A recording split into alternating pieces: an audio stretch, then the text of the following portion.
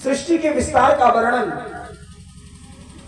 ध्रुव चरित्र इत्यादि सभी का वर्णन, प्रहलाद चरित्र का, ये कुछ प्रसंग खास खास माने जाते हैं। आइए हम भी आपको भागवत में ही ले चलने का प्रयास करते हैं। अभी कथा जब सुन रहे थे, महाराज आत्मदेव को सब कुछ था, सब कुछ है आत्मदेव के पास, सिर्फ एक चीज नहीं है, एक संतान नहीं है। संतान न होने के कारण आत्मदेव दुखी हुए, मरने तक का प्लान बना लिया। अब मैं मर जाऊंगा, क्यों? चौथी अवस्था आ गई, संतान होगी नहीं तो मरने फायदा है। क्या मरने से किसी समस्या का समाधान हो सकता है? मरने से कभी किसी का समाधान नहीं होता है मेरी माताओं बहनों भाइयों। मरने से हमारे पीछे जो समाज रह जाएगा, जो मेरा परिवार रह जाएगा, वो कहां जाएगा? कभी सोचा आपने? हाँ, जिंदा रहेंगे तो अनेक कठिनाइयों का सामना करते हुए हम पुनः अपने रास्ते पर आ जाएंगे। मर जाएंगे तो क्या पाएंगे? पता नहीं किसी योनि में जाना पड़े। आत्ममृत्यु, आत्महत्या महान पाप माना जाता है। इसलिए मेरी माताओं बहनों भाइयों, हम जीवित हैं, सब कुछ करते हैं। एक कविता आती 4 या 5 में होगी, है कौन विघ्न ऐसा जग में टिक सके आदमी के मग में। मानव जब जोर लगाता है तो पत्थर पानी बन जाता है। गुण बड़े एक से एक प्रकार है छिपे मानवों के भीतर, मेहंदी में जैसे लाली हो, वर्तिका बीच उजियारी हो, बत्ती जो नहीं जलाता है रोशनी नहीं वो। हम कर्म नहीं करेंगे तुमको फल कहां से मिलेगा? भोजन की थाली परोसी रखी है, हम उठा करके खाएंगे नहीं तो पेट के अंदर नहीं जाएगा वो भोजन। जब कर्म करेंगे तभी उसका हमको फल मिलेगा। इसलिए मेरी माताओं बहनों भाइयों, कर्म प्रधान विश्व रचिरा था, जो जस्कीन सुतस फल चाखा। आइए 2 बार भगवान का नाम हम आपको सीधे 10वें स्कंद में ले चलने का प्रयास करते हैं, सभी लोग मिलकर के 2 बार भगवान। अब ऐसे तो आप जानते हो 10वें स्कंद की चर्चा हम आपके बीच में रखेंगे। 2 बार भगवान नाम से कीर्तन, फिर आपको कथा में ले चलने का प्रयास करेंगे। मेरी सरकार का दीदार बड़ा प्यारा है। भगवान की सुंदरता का जो कवि ने वर्णन किया है, आह कितने सुंदर हैं भगवान, कितने सुंदर हैं। उनकी मूर्ति को देख करके इतने सुंदर लगते हैं, और जब होंगे तो कितने सुंदर होंगे। सूरदास जी ने पद में वर्णन किया है, जिस समय किशोरी राधा अनशन पर बैठी हैं बाबा नंद के दरवाजे पर। क्यों? कन्हैया छोड़ करके चले गए थे, सबको अहंकार आ गया था। कन्हैया बंसी बजाते बजाते गायब हो गए। किशोरी राधा जाकर के नंद बाबा के दरवाजे पर बैठ गई। लोगों ने समझाया, राधिके मत रो, ये नंद का लाला है, ये बहुत छलिया है, आंख पलक झपकते ही छिप जाता है, अपना मन किसी दूसरी जगह लगाओ। उद्धव ने भी यही कहा था, हे गोपियों अपने मन को दूसरी जगह लगाओ। वो तो मथुरा चला गया, तब गोपियों ने कहा था, हे उद्धव एक हतो सो गयो श्याम संग को अवराध है ईश, उद्धव मन न भय 10-20। सूरदास जी कहते हैं, किशोरी राधा कहती, सूरदास अपने पद में वर्णन करते हैं, यदि नंद लला तुम होते लली। सुंदरता का वर्णन, कितने सुंदर मेरे प्रभु हैं, कितने सुंदर हैं। यदि नंद लला तुम होते लली तो गरे कट जाते करोड़न के। लड़का हो तो यह हाल है, दुनिया मरी जाती, कहीं लड़की होती तब क्या होता। यदि नंद लला तुम होते लली तो गरे कट जाते करोड़न के। इतना सुंदर स्वरूप वही वर्णन किया।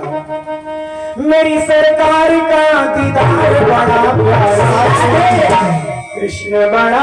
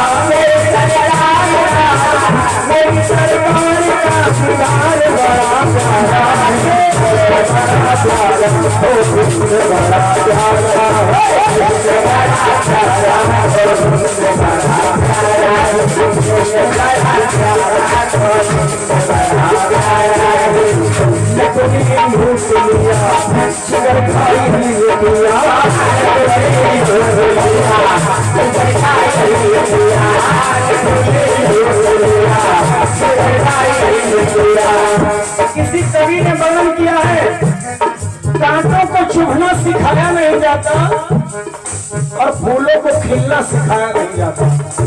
कांटों को चुभना सिखाया नहीं जाता और फूलों को खिलना सिखाया नहीं जाता।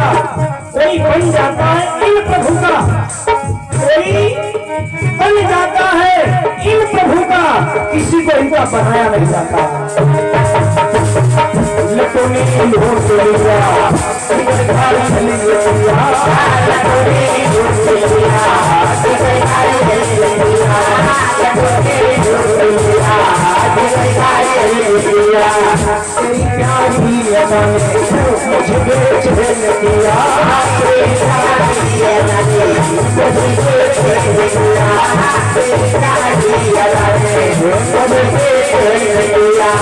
मेरे सीने में तेरा दर्द बड़ा प्यारा है, मेरे सीने में तेरा दर्द बड़ा प्यारा है, मेरे सीने में तेरा दर्द बड़ा प्यारा है,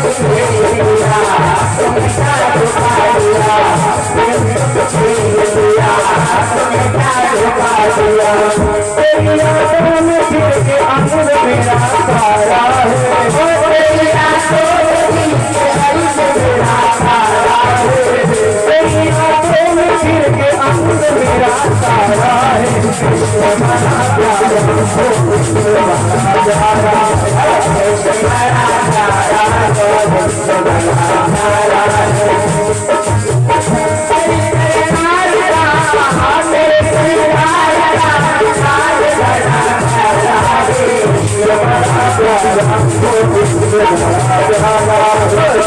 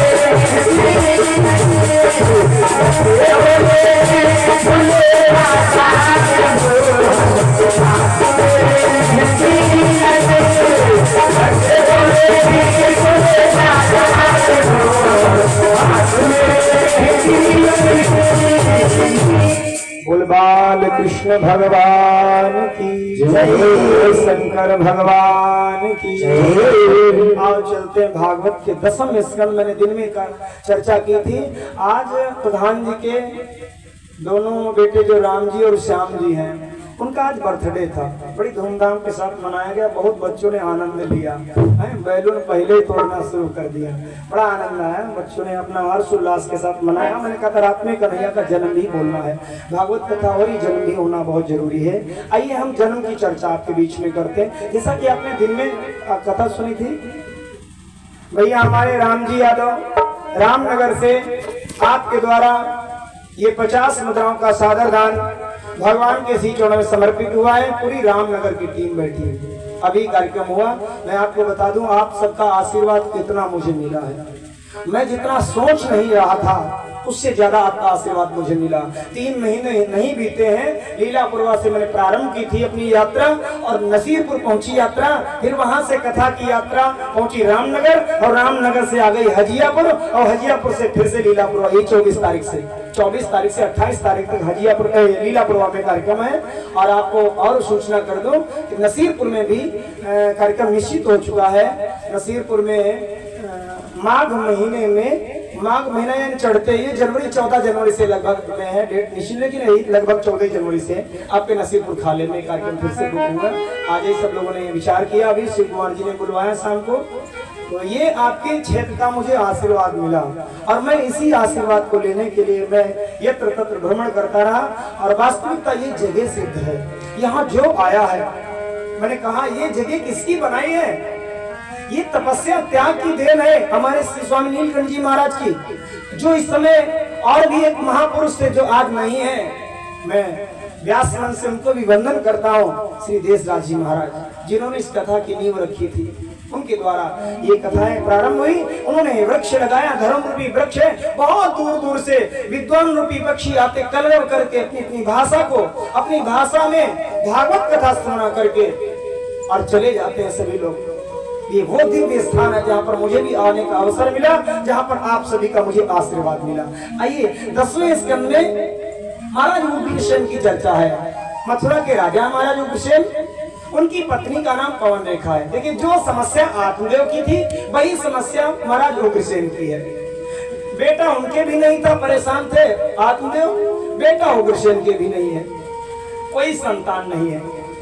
काफी दिनों तक इंतजार करते रहे। पवन रेखा भी बहुत इंतजार करती रही। सोची अब कोई संतान हो जाएगी, खाने की कोई कमी नहीं, सब कुछ लगा हुआ है, सब अंबार राजा है, किसी चीज की कमी नहीं। लेकिन एक कमी बहुत खलती है, जिसके घर में कोई संतान ना हो। जरा उस माँ बाप से पूछिए, वो माँ बाप किस पीर फकीर के दरवाजे पर नहीं गया होगा, वो माँ बाप किस संत भगवान की चरणों की धूल नहीं ली होगी, वो माँ बाप किस मंदिर मस्जिद में नहीं गया होगा एक संतान की खातिर। और जब वो संतान हो जाती है, जब बड़ा वही संतान होती है, तो अपने माँ बाप से कहते क्या किया तुमने हमारे लिए, क्या किया तुमने, क्या भूल गए सब। भूलो सभी को तुम मगर माँ बाप को मत भूलना, भूलो सभी को तुम मगर माँ बाप को मत भूलना, भूलो सभी को तुम मगर माँ बाप को मत भूलना। उपकार इनके लाखों हैं, इस बात को मत भूलना, उपकार इनके लाखों हैं, इस बात को मत भूलना, भूलो सभी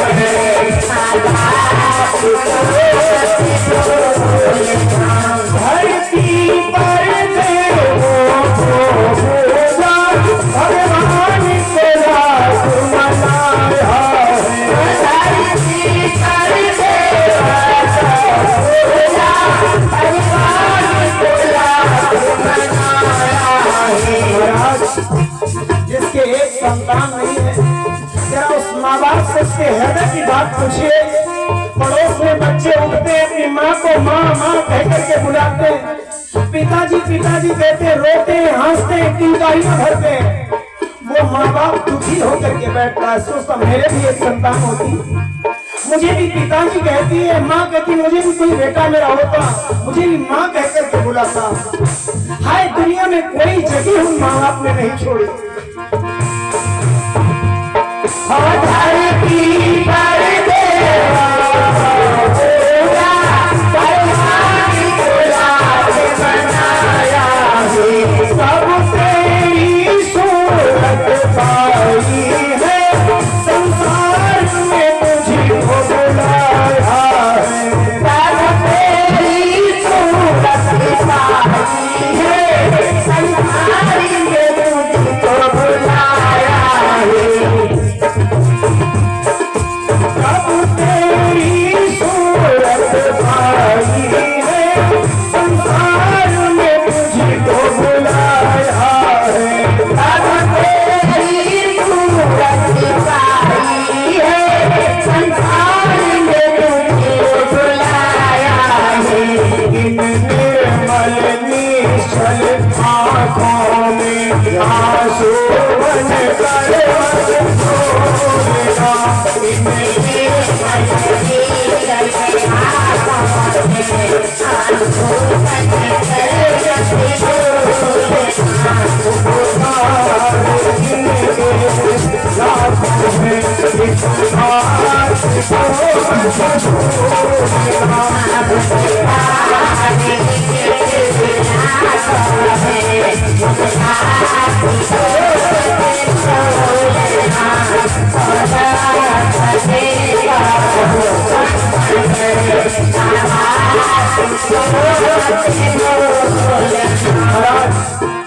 अगली पंक्ति में वेदना का गर्भ, माँ की वेदना, किस माँ ने एक एक और अपनी रोटी का टुकड़ा जमा करके रखा अपने बेटे को खिलाने के लिए। अपना हर कोर खिलाया तुझे, तब तेरी काया सजाई। अपना हर कोर खिलाया तुझे, तब तेरी भूख मिटाई। अपना हर कोर खिलाया तुझे, तब तेरी भूख मिटाई। अपने ही पेट को काटा है, तब तेरी काया सजाई है। अपने ही पेट को काटा है, तब तेरी काया सजाई है। इन अमृत देने वालों के जीवन में जहर घोलना।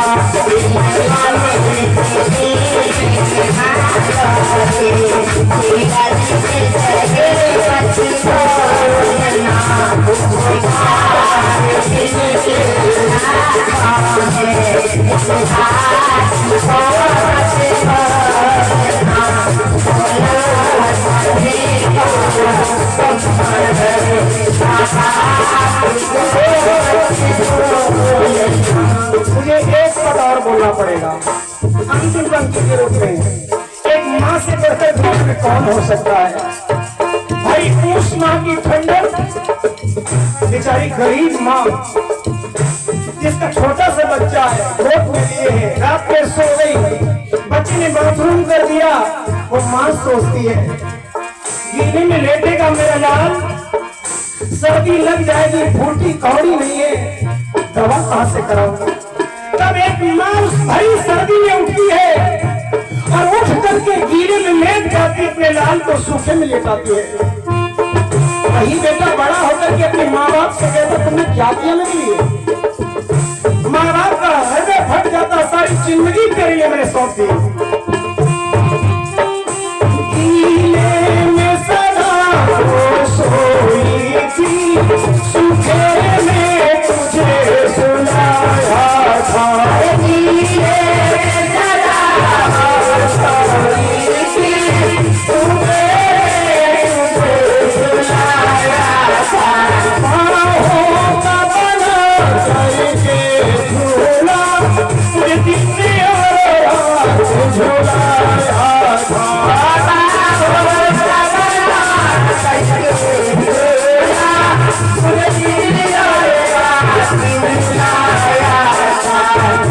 अमृत देने वालों के जीवन में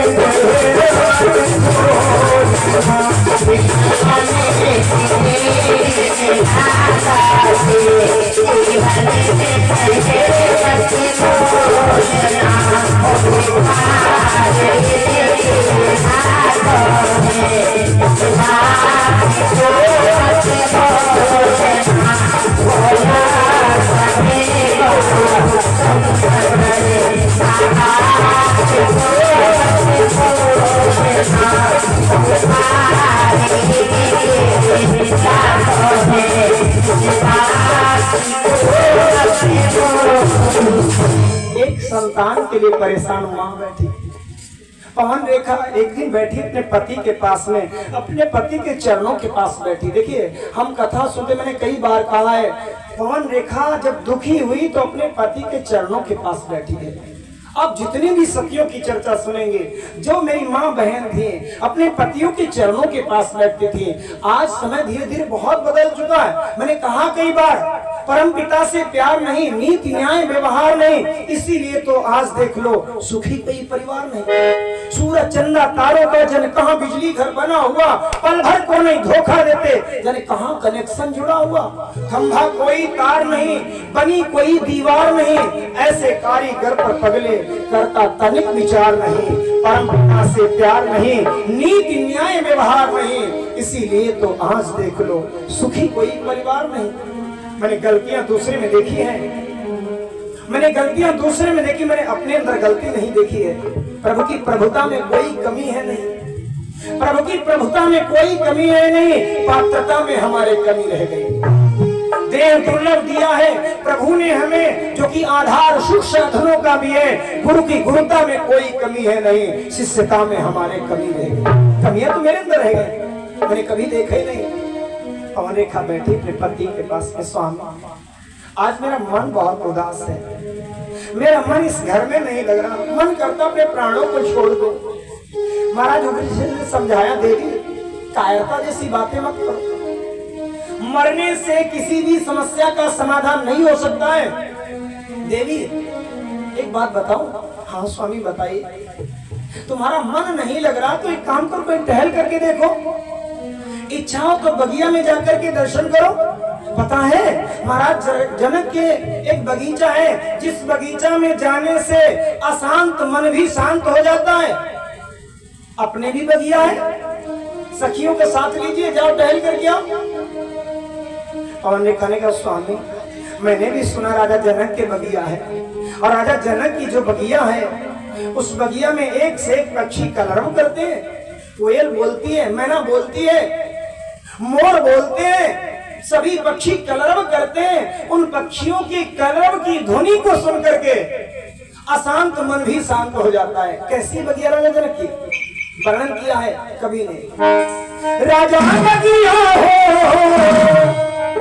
राजा बगिया हो, जनक बगिया हो, कोयलिया बोले राजा बगिया हो, कोयलिया बोले राजा बगिया हो, कोयलिया बोले राजा बगिया हो, कोयलिया बोले राजा बगिया हो, राजा बगिया हो, राजा बगिया हो, राजा बगिया हो, जनक बगिया हो, कोयलिया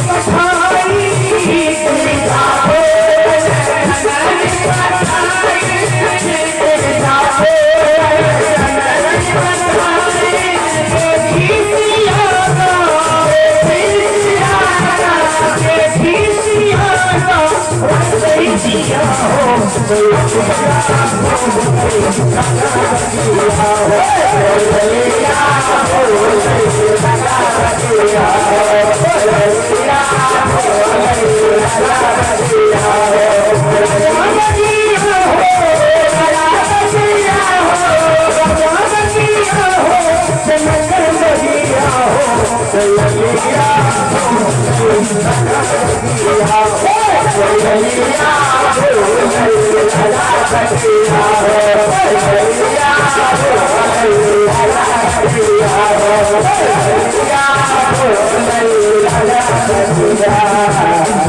महाराज मैंने सुना है राजा जनक की इतनी सुंदर बगिया, मेरा भी मन करता है। आज मैं इस महलों में मेरा मन नहीं लग रहा है, मन करता है दर्शन करने, टहलने जाओ, बगिया देखने जाओ। महाराज कृष्ण ने कहा देवी तुम्हारी बहुत इच्छा जाने की चली गई। पवन रेखा ने सखियों का साथ लिया, रथ पर बैठी बगिया में पहुंची, रथ से नीचे उतरी, बगिया के पास में गई, बेला की डाल को पकड़ करके मानो बेला के पुष्पों से कहती है, अपना दर्द बयां करती है। गुलाब के पेड़ के पास में जाती है, गुलाब की टहनी को पकड़ के गुलाब के फूल से कहती है, गुलाब तू कितना सुंदर है, तेरा शरीर कांटों से भरा है, तेरा जो पुष्प इतना सुंदर लग रहा है, दुनिया को अपनी तरफ आकर्षित करता इतना सुंदर है। मैं कितनी अभागिनी हूँ, मेरे जीवन में एक पुष्प नहीं आया। बेला के पास में जाती, चंपा के पास में जाती, गुलाब के पास में जाती, सबसे अपना दर्द कहती है। आगे बढ़ती चली गई, अचानक आंधी आ गई, तूफान आ गया, सखियों का साथ छूट गया, बिजली तड़पी, घोर गर्जना करते हुए बादलों में हवाओं पर हवाओं का झोंका आ रहा है। पवन रेखा डर गई, पेड़ के नीचे छिप गई। और उसी जंगल में एक राक्षस रहता था, द्रुमलिक नामक राक्षस। वृक्ष के ओट में पवन रेखा खड़ी है, डर गई है, कांप रही है, बारिश हो रही है, बिजली तड़प रही है, हवाएं पर हवाएं चल रही है। पवन रेखा शांत खड़ी वृक्ष के नीचे। वो राक्षस आया, पवन रेखा शांत नीचे सिर खड़ी हुई है, हवा का झोंका लगा, और जैसे पवन रेखा ने सोचा इस पेड़ से दूसरे पेड़ की तरफ चली जाओ, और जैसे पीछे को मुड़ी, देखा वही दुष्ट खड़ा है उग्रसेन के रूप में। वो राक्षस उग्रसेन के रूप में आ गया। एक सती का सतीत्व दिखाने के लिए मानस में, भागवत में वर्णन आता है, जब जब हमारे देश की सतियां छली गई हैं, उनके पतियों के रूप में छली गई। चाहे वो गौतम की पत्नी अहिल्या, जिसको इंद्र ने छला है, गौतम बनकर स्वयं आया, गौतम बनकर के उसने अहिल्या का सतीत्व दिखाया। चाहे वो महाराज जालंधर की पत्नी, उसका सतीत्व स्वयं भगवान विष्णु आए जालंधर का रूप धारण करके बिंदा का सतीत्व दिखाया। चाहे भागवत के 10वें स्कंद में पवन रेखा का सतीत्व दिखाया, तो दुर्मलिक राक्षस उग्रसेन के रूप में आया। जैसे आया सामने, पवन रेखा ने पीछे मुड़कर देखा, स्वामी आप इतने जंगल, आप कैसे आ गए? दुष्ट ने कहा, पवन रेखा मैं सोच रहा था मेरी पत्नी वीर होगी, अरे तू कायर निकल गई। जरा सी बरसात आई, आंधी आई, तूफान है, तू डर गई। मैंने सोचा था मेरी पत्नी वीर होगी, तू डर रही, क्यों रोती हो? पवन रेखा ने कहा, स्वामी क्या बताऊं, आंधी आई, सखियों का साथ छूट गया, मैं डर गई। दुर्मलिक राक्षस ने कहा, हे पवन रेखा मैंने सोचा था तू डर जाएगी, इसीलिए मैं तेरे पीछे पीछे आया हूँ, चिंता मत करो, अब किसी बात का भय नहीं है। आओ चलो चलते हैं, बगीचे का देखते, सुंदरता देखते हैं। बोला हो प्रिय रुदन मत कर, बोला हो प्रिय रुदन मत कर, हाजिर है तेरा रसवाला,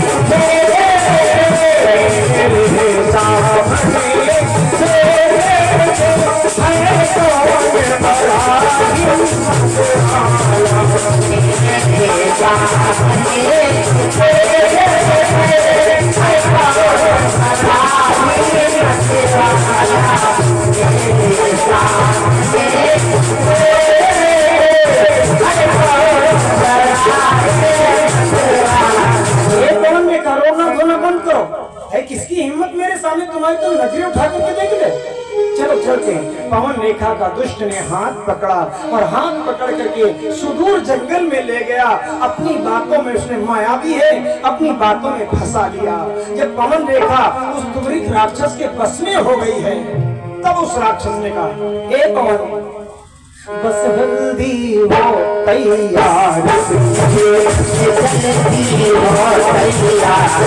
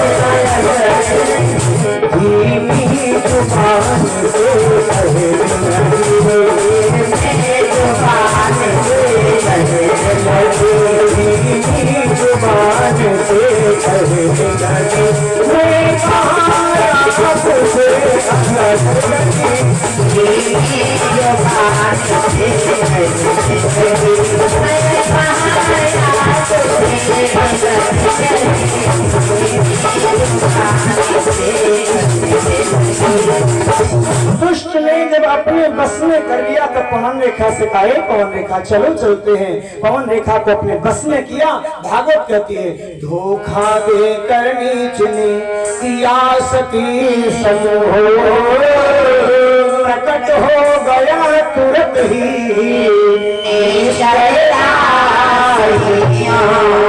उस दुष्ट ने धोखा देकर सती का सतीत्व डिगाया, और जैसे सती का सतीत्व डिगाया, दूर हट करके खड़ा हो गया, अपने रूप में आ गया। जैसे अपने रूप में आया, पवन रेखा ने करे, दुष्ट तू, अरे तूने मेरा सतीत्व डिगा दिया, तूने मेरे हाथ को पकड़ा, पहले तूने अपना ये चेहरा क्यों नहीं दिखाया? मैं सौगंध खा के कहती हूँ, मैं अपने पति के चरणों की याद करके तुझे मैं भस्म कर देती। पवन रेखा कभी डांटती है, कभी रोती है। उस दुष्ट ने कहा, हे पवन रेखा, मुझे दर्द था, मुझे तकलीफ थी, तू रोती थी, तेरे एक संतान नहीं, चौथी अवस्था आ गई, मैं सोचता तेरे एक भी संतान हो जाए।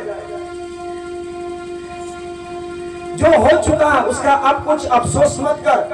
हाँ, इतना मैं जरूर बता रहा हूँ, जिस प्रकार तू मुझे नहीं पहचान पाई, मेरी माया को नहीं पहचान पाई, तेरे उधर से, तेरे गर्भ से जो बालक जन्मेगा वो इतना शक्तिशाली होगा, उसकी माया को ये राजाओं की क्या बात करें, इंद्र भी नहीं पहचान पाएगा। ए पवन रेखा, मेरे समान योद्धा होगा, कोई भी जीत न पाएगा। पवन रेखा, जिस प्रकार तू मुझे नहीं पहचान पाई, मैंने तेरे सतीत्व को डिगा दिया, ठीक उसी प्रकार तेरे बेटे को भी नहीं कोई पहचान पाएगा। उसको मारने के लिए स्वयं ब्रह्म को अवतार लेना पड़ेगा। मेरे समान योद्धा होगा, कोई भी जीत न पाएगा, राजा और नर की क्या बिसात, इंद्र भी हरा नहीं पाएगा, राजा और नर की।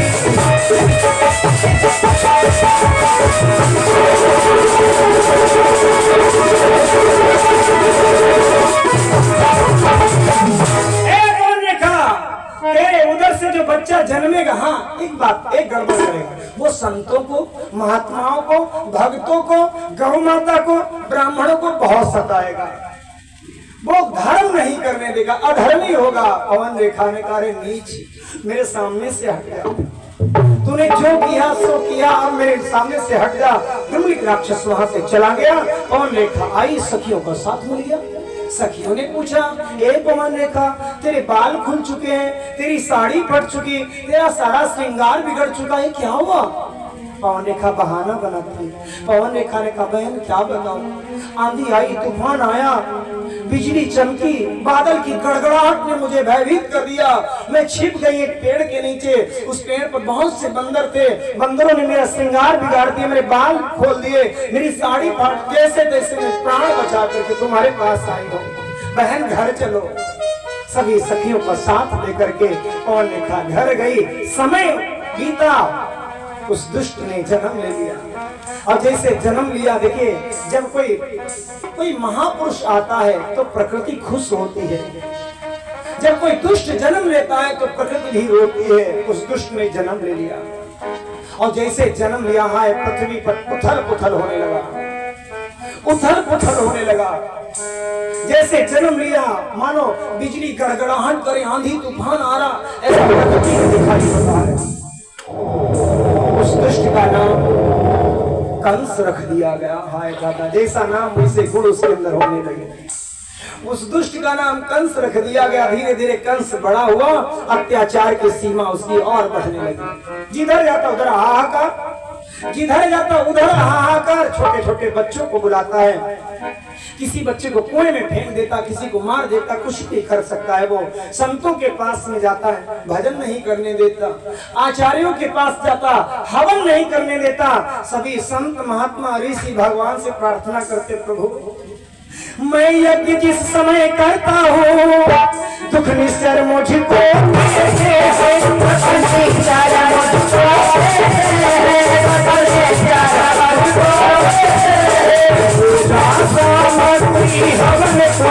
सब नष्ट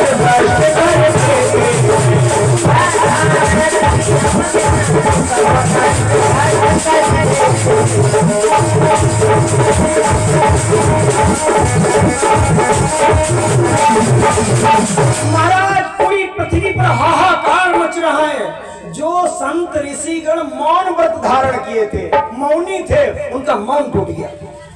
गौ माता रो रही है, पृथ्वी रो रही है, धर्म रो रहा है। सब रोते रोते भगवान से प्रार्थना करते, प्रभु कब आओगे? आपने कहा था यदा यदा धर्मस्य ग्लानिर्भवति भारत, आऊंगा मैं। जब जब अधर्म बढ़ेगा, धर्म घटेगा, अधर्मियों का बोलबाला हो जाएगा, मैं अवतार धारण करके आऊंगा। प्रभु आओ। आपने तो गीता में वचन दिया था। भगवान प्रकट हुए, भगवान ने सबको रोते हुए देखा। जब सबको रोते हुए देखा तो मेरे प्रभु की आंखों में आंसू आ गए और आंखों में आंसू भर करके मेरे प्रभु ने कहा, हे देवताओं रोना धोना बंद करो, निश्चिंत रहो, मैं आऊंगा, भरोसा रखिए। हे देव गणों, हे मुनि वृंदो, हे देव गणों, हे मुनि वृंदो, रो रो कर मुझे रुलाओ।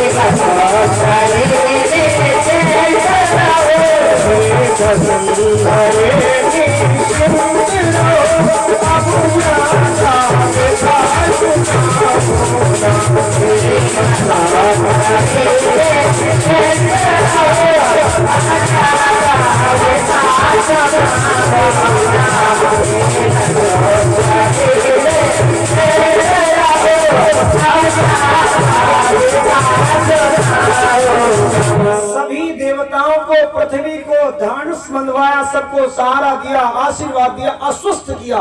जाओ तुम भी जाओ भूमि पर। सभी को अस्वस्थ कर दिया मेरे प्रभु ने। देवताओं से कहा, पृथ्वी से कहा, देवियों जाओ तुम भी जाओ भूमि पर, धरो याद आऊंगा यदुवंश में बन कर। सभी देवताओं को, पृथ्वी को, सभी वेद की ऋचाओं को, सभी वेद के मंत्रों को सबसे कहा जाओ ब्रज में अपना अवतार धारण करो, मैं यदुवंश में यादवों का सरदार बन करके आऊंगा। सभी देवता बात को मान करके वापस आए, समय का इंतजार कर रहे हैं। इधर कंस का अत्याचार बहुत बढ़ता चला गया। एक दिन उग्रसेन ने समझाया, बेटा कंस, मेरी प्रजा है, पुत्र के समान मैंने पालन किया है। प्रजा पुत्र के समान होती, राजा पिता के समान होता है। राजा और प्रजा का एक जो संबंध है, पिता पुत्र का संबंध होता। बेटा मैंने बहुत अच्छी तरीके से अपनी प्रजा का पालन किया है, तुमने कुछ ही दिन में सब बर्बाद किया है। कंस, अत्याचार मत करो, अत्याचार की सीमा बहुत बढ़ चुकी है। बहुत शिकायत की आती, किसी को मार देते हो, किसी को काट देते हो, किसी को कुएं में फेंक देते हो। देवताओं को भगा दिया, इंद्र को तुमने भगा दिया, अरुण वरुण यम कुबेर सबको तुमने हटा दिया वहां से। कंस, इतना अत्याचार ठीक नहीं है। अधर्म की बेल देखने में तो अच्छी है, लेकिन ज्यादा दिन चलती नहीं है। धर्म की बेल धीरे धीरे चलेगी, बहुत दिनों तक चलती है। कंस ने कहा, पिताजी तुम्हारी अवस्था 60 साल से ऊपर हो चुकी है, शायद अब तुम राजकाज चलाने में सक्षम नहीं हो, तुम्हारी जो बुद्धि है वो सठिया गई है। कंस दौड़ा, उग्रसेन के सिर से मुकुट को छीन लिया, मुकुट को छीन करके अपने सिर पर धारण कर लिया। अब तो कंस युवराज बन चुका है। साथ में 10-5 और जवान ले घूमता, लाठी डंडा लेकर के, जिधर जाता उधर हाहाकार मचता है। कंस कहता, इस मोहल्ले को बर्बाद कर दे, तो के सलाहकार कहते मोहल्ला नहीं, पूरा गांव बर्बाद कर दे। एक दोहा गुरु जी बोला करते हैं, उस राजा के राज्य का हो सकता नहीं सुधार, जिसके मंत्री नीच हो या हो महान। वो राजा कभी सफल नहीं हो सकता जिसका मंत्री नीच होगा या गंवार होगा, पढ़ा लिखा नहीं होगा, वो अनपढ़ की जैसी बातें करेगा। मैं उदाहरण नहीं दूंगा, जो समय मिला है बहुत अच्छा है, कम समय में मुझे अपनी बात कहनी है, मुझे कन्हैया का अवतार करवाना है। वो राजा कभी सफल नहीं हो सकता। कंस क्यों बर्बाद हुआ? कंस का सलाहकार ठीक नहीं था। जब बहुत बुराइयां होने लगी कंस की, एक दिन शांत बैठा कंस, अपने साथियों से कहा, भैया एक बार बताओ, जिसकी समाज में बहुत बुराई हो रही हो, समाज उस बुराई को भूल कैसे जाएगा? ये बताओ। जिस व्यक्ति की समाज में बहुत बुराई हो रही हो, समाज उसको कैसे चाहेगा, उसकी बुराई कैसे भूलेगा? ये हमको बता दीजिए।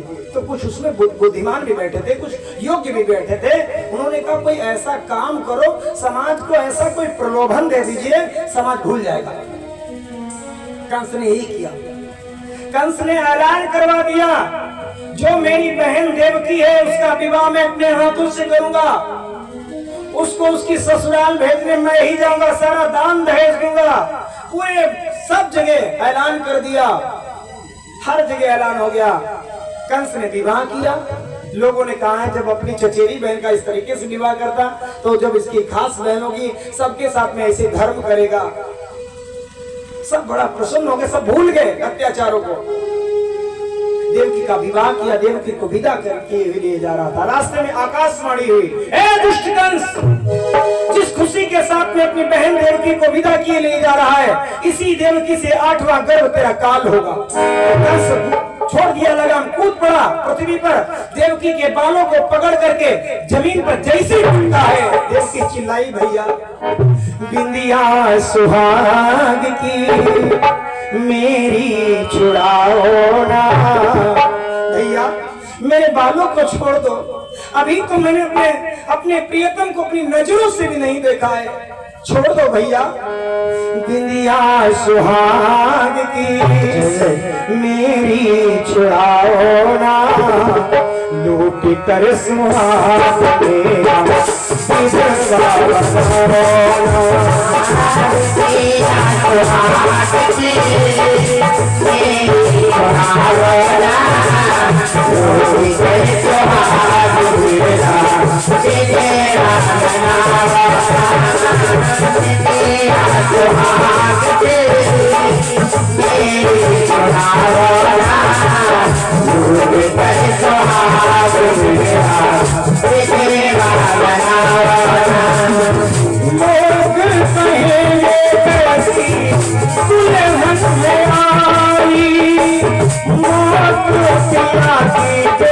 संग में है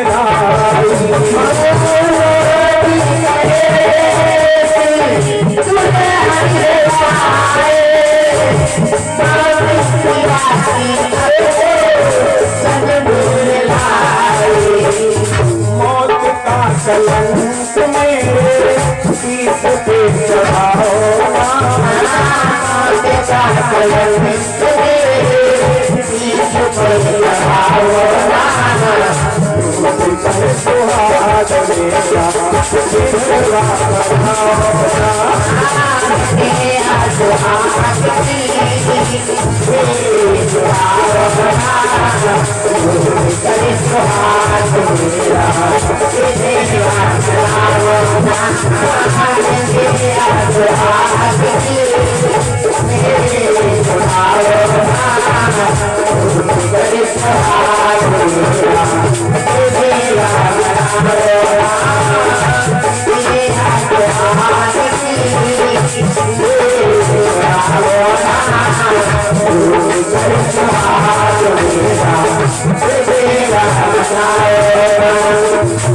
मेहंदी करंग भी छूटा नहीं है, तेरी धरतिया को मैंने देखा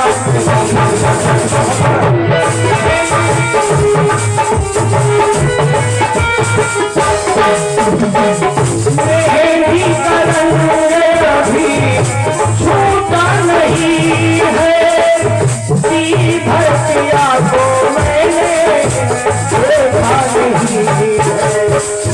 मौत का कलंक मेरे शीश पर चढ़ाओ, मौत का कलंक मेरे शीश पर चढ़ाओ,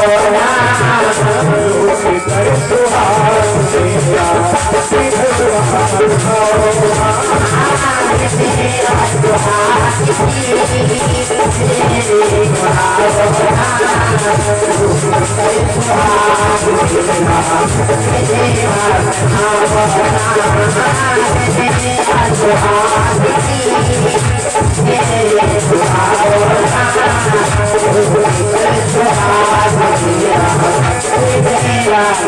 मेरा